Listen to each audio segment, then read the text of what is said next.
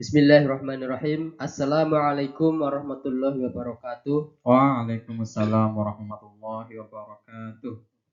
Alhamdulillahirabbil alamin. Wassalatu wassalamu ala asrofil anbiya'i wal mursalin wa ala alihi wa ashabihi ajma'in, amma ba'du.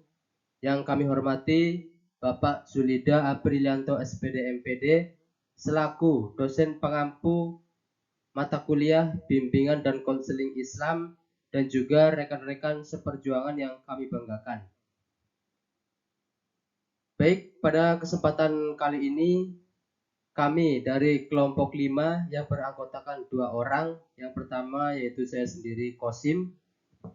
Yang kedua saya M. Alwan Fatoni. Ya, di sini kami akan mempresentasikan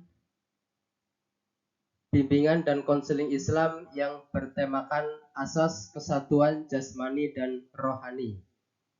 Baik, apa itu asas kesatuan jasmani dan rohani? Mari kita simak bersama yang akan disampaikan oleh saudara M. Alwan Fatoni. Monggo. Oke, terima kasih atas kesempatannya. Langsung saja ya. Jadi pertama itu kita pendahuluan. Jadi dalam konteks bimbingan konseling Islam, asas jasmani dan rohani merujuk pada prinsip kesatuan antara dimensi jasmani atau fisik dan rohani atau spiritual dalam membentuk kesejahteraan individu. Prinsip ini menekankan bahwa keseimbangan dan harmoni antara kedua aspek ini penting untuk mencapai kehidupan yang sehat dan bermakna. Dalam ajaran Islam, tubuh dan jiwa dianggap sebagai satu kesatuan yang saling terkait dan saling mempengaruhi. Ya, berikut ini adalah beberapa poin yang merinci asas jasmani dan rohani dalam bimbingan konseling Islam. Yang pertama itu keseimbangan holistik. Bimbingan konseling Islam mengajarkan bahwa manusia adalah makhluk yang terdiri dari tubuh dan jiwa yang tidak dapat dipisahkan secara mutlak. Oleh karena itu, perawatan terhadap aspek jasmani dan rohani harus dilakukan secara holistik.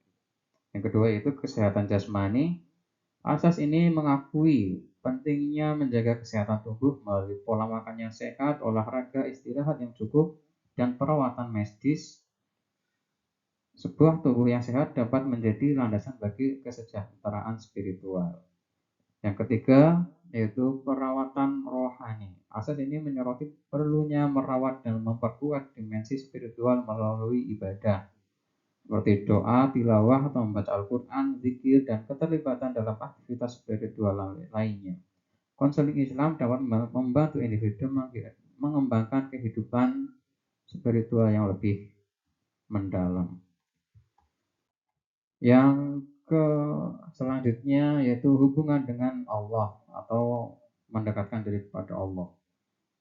Bimbingan konseling Islam memberikan penekanan bahwa pada pentingnya hubungan individu dengan Allah, yaitu takwa atau kesalehan dan ketakwaan kepada Allah dianggap sebagai faktor penting dalam mencapai kesejahteraan jasmani dan rohani.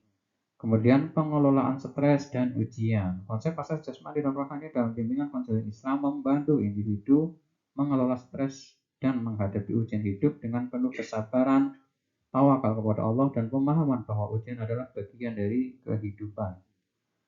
Yang terakhir yaitu keseimbangan dalam kehidupan sehari-hari. Bimbingan konseling Islam membimbing individu untuk mencari keseimbangan antara kewajiban agama, pekerjaan, keluarga, dan kehidupan sosial sehingga dapat mencapai keharmonisan dalam kehidupan sehari-hari.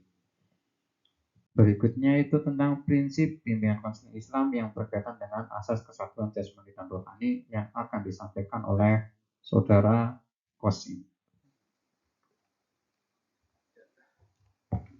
Baik, terima kasih atas waktunya.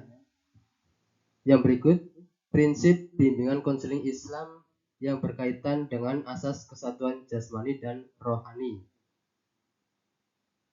Yang pertama, keseimbangan fisik dan spiritual. Bimbingan konseling Islam menekankan pentingnya menjaga keseimbangan antara kesehatan fisik dan spiritual.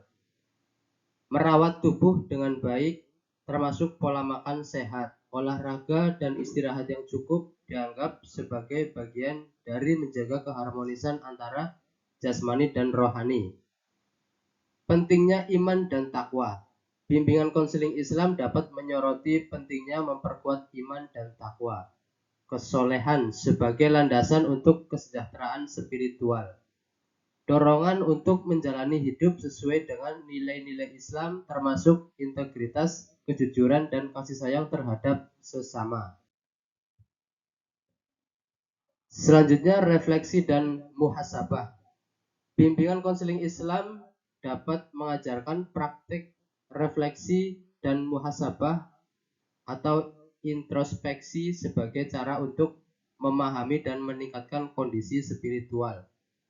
Kesadaran diri tentang kelebihan dan kekurangan, usaha untuk terus memperbaiki diri merupakan aspek penting dari pertumbuhan rohani.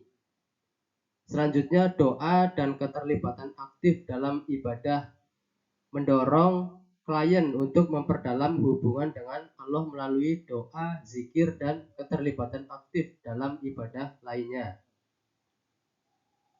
Merupakan bagian integral dari bimbingan konseling Islam untuk mengingatkan klien tentang kekuatan doa dan pentingnya menjadikan ibadah sebagai bagian dari rutinitas harian.